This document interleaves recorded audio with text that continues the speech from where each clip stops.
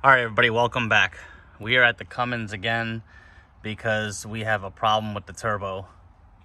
Basically, we rebuilt it. If you haven't seen the video, click the link above. About 10,000 miles ago. We were getting a code originally for like a miscommunication or loss of communication, and the turbo brake was kind of weak, and it just, it seemed like it was getting worn out. It was 215,000 miles on the OEM turbo. It had been beat up. So we took it off, we rebuilt it. It actually wasn't that bad. We think that it was the turbo actuator that had went out. If you see on there, that's nice and shiny. It's because we put a new one on there. But we think that's the problem again right now. And this is the old one. As you can see there, we greased it. And what happened was we rebuilt the turbo, and we had some issues. So we put the OEM one back on and reprogrammed it, and it worked for about 7,000 miles. And we were towing a heavy load, and all of a sudden the turbo started sputtering. Like, you let up off it, and it almost sounded like a blow-off valve. Like something was loose, something had popped loose. We checked everything, we checked the boots, everything was good. Nothing was leaking, so we had no turbo brake, and we had to pull like 10K back, probably 1,000 miles like that with the turbo acting up. So it gave signs, probably, I'm going to say 6,000 miles in, 6,000 miles in, it started to give like a little stuttering noises and stuff, but it wasn't nothing serious. And it had went through the desert, 130-degree temperature, everything was fine, everything was running good. And this actuator had just failed, being the OEM one, because the original, this will be the third one actually. Let's go back. This original one we took off, we got one off Amazon, put it on, it did not work. So we took that one back off, the seller took it back, we sent it back. We reprogrammed this one, and then this one started giving trouble at about 5K in, and then at 7K we totally lost turbo brake. And we ended up ordering this other one off Amazon, and it was just from the get trash. Contacted the seller, sent them a video, and they agreed that the actuator was trash. We got one more coming in today. This is legitimately going to be the last one before we just pull this turbo off and just get a whole brand new turbo, because it's becoming a headache now.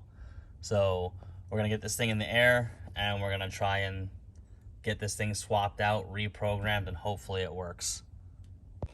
All right, guys, this is the second one that we had. This is the OEM. As you can tell, they're different, and this is the brand new one all the way on the left, and it's greased up, ready to go.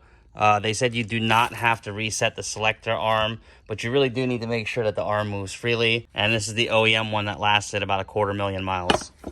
So it says just to slap this one back on, tighten everything up, and then it sent this little programming box that you plug into the OBD port. So we're gonna slap this back up. It's really easy. There's 4 5mm Allen heads. You don't even need to take the wheel off. We'll show you real quick. As you see, we just accessed it from right there. We're gonna spray all that off and clean it with brake clean here in a second, and then slap the actuator back on there. It also came with a new harness because the 12,000 or the 2012 and earlier models was a different actuator. You can use a 2013 and newer actuators. You just gotta have a jumper harness, which we already have, but the new kit came with one. So we're gonna go ahead and just swap it out. All right, we got the new actuator and harness on. Now we're gonna go program it and see what happens. All right, it says to put the truck in run and put this little OBD programmer in there, and the light should light up, and then one green light should stay solid, and then you can push the button and program it. All right, we're gonna plug it in, and you should actually be able to hear it program as well. I don't know what the red light means, but we'll push it and see what happens.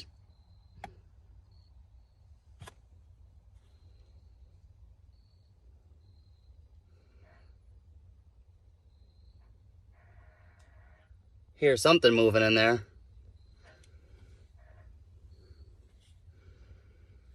All right, the green and red power light are on. Let's see what the instructions say.